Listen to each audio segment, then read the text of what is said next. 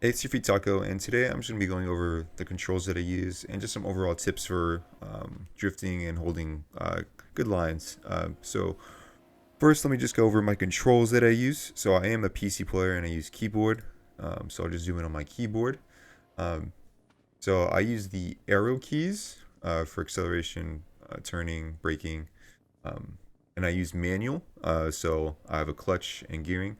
And for the clutch and upshift and downshift, I use shift for the clutch right here, and then I use Z for downshift and X for upshift.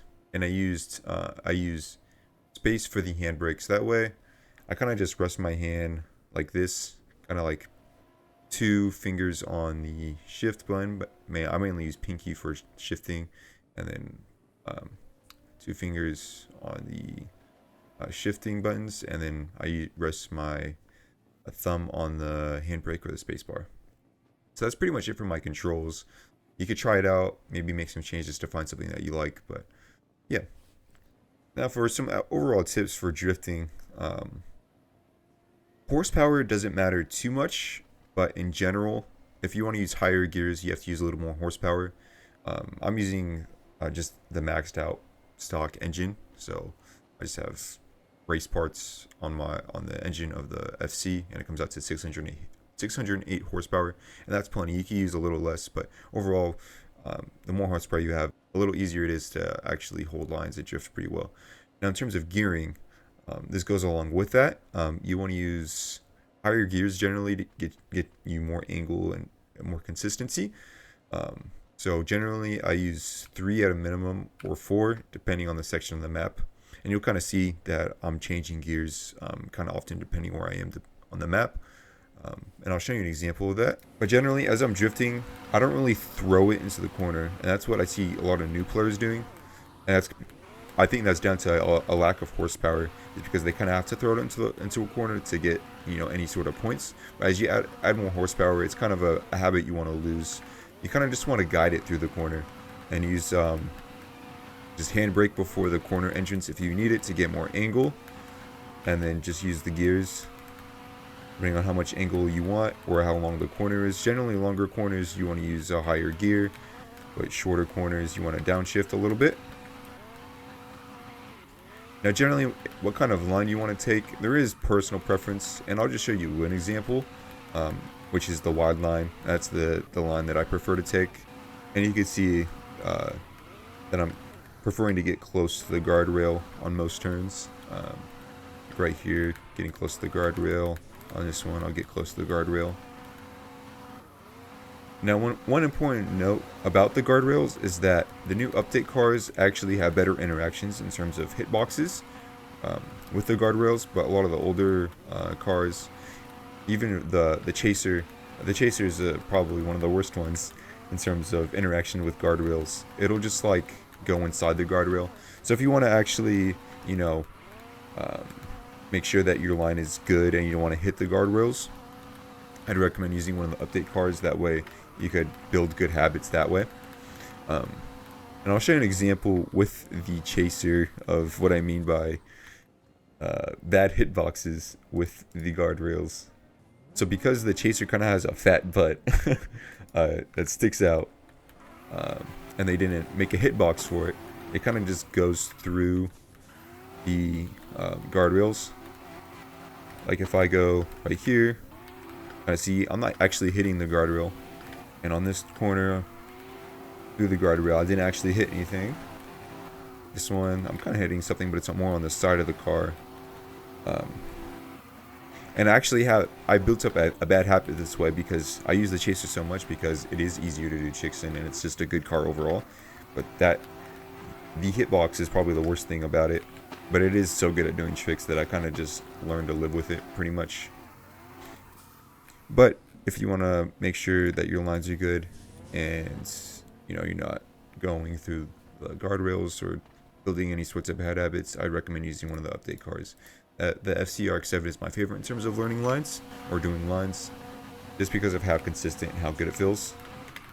So that would be my recommendation. But in terms of trying to hold lines, it does take a little bit of time, just getting used to how the feel, uh, and specifically your suspension setup. I'll say that not all suspension setups are the same. I'll show you mine in a second, but overall I think mine is just a good basic setup if you want to learn lines well, just with a consistent car, that holds good speed and good angle. You can change the setup based on how you want how much angle or speed you want to have. With most of my setups, I just choose a common middle ground. That way I could hold the same amount of speed and just kind of use different cars more consistently, and not have to change my style based on the car too much. Just the most important thing overall is just not throwing the car in the corner. Now, some cars you kind of have to drive it like that, but mainly with the cars that hold lines well and what most people use for lines, you don't really do that. You just, like I say, just guide it through the corner. Don't throw it in. Make sure you're in the right gear. Use handbrake as you enter. And that's pretty much it overall. And once you kind of learn the basics of how to control your car well and how to hold a line well, you can make different lines or start to learn tricks, like this, and still hold a line well, or start doing 360s, because you know how to control your line well and put it where it needs to be for you to do tricks. And that's a big point as well, is that you don't want to start learning to do stuff like that before you have good car control. Car control is pretty much the most important part of learning to do tricks. So if you can't control your car well, you won't be able to do tricks at least consistently. Alrighty, now in terms of my suspension setup, this is for the FC. I wouldn't recommend using it for other cars unless you know that it'll work well in that car. But front height 0.42, rear height 0.38, -5 front camber, -3.5 rear camber, front offset 0.12, and rear offset 0.11. Now some of these numbers will change based on the wheel size, which is your preferred, fitment. But overall, I think it's a pretty decent setup. So yeah, that's pretty much it for my controls and some tips for holding lines. If you have any questions or concerns about any of the information that I said, then feel free to put it in the comments. I'll try to answer it or comment on it. But yeah, that's pretty much it. I'll just leave you with some footage of me drifting with the FC.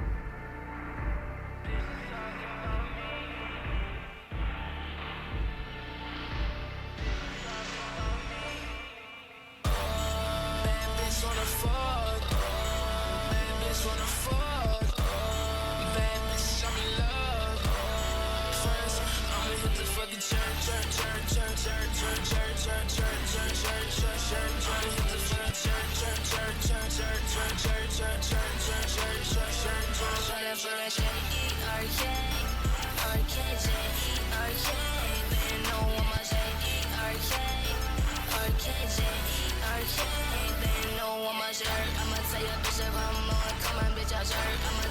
bitch if I'm on. Come on, bitch, I'm dirt. I'ma tell your bitch if I'm on. Come on, bitch, I'm dirt. I'ma tell your bitch if I'm on. Come on, bitch, I'm bad bitch wanna fuck.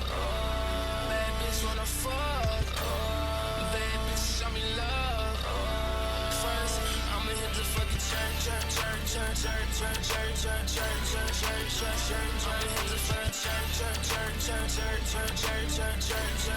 the fucking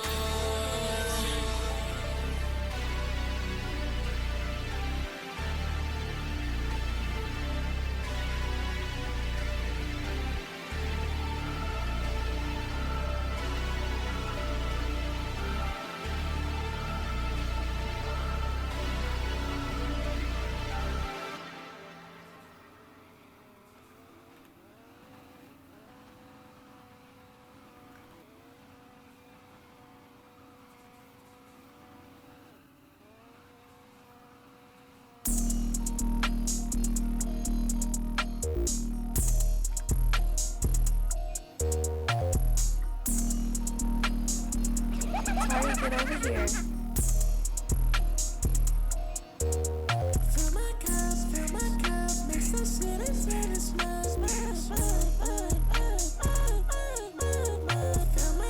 Fill my cup, mix the shit and smell. I don't feel that shit at all. No, I don't pay no rent, on. You don't wanna cross me on my bro. Pull up in Venice just like go. Shot it big.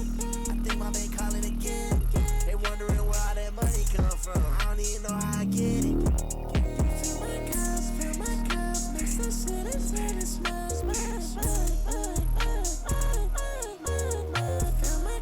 Fill my cup, mix the shit and smell.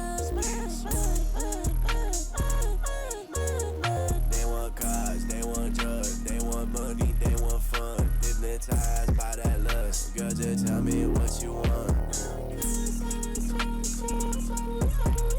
That's just all these bitches know. They don't even know they so they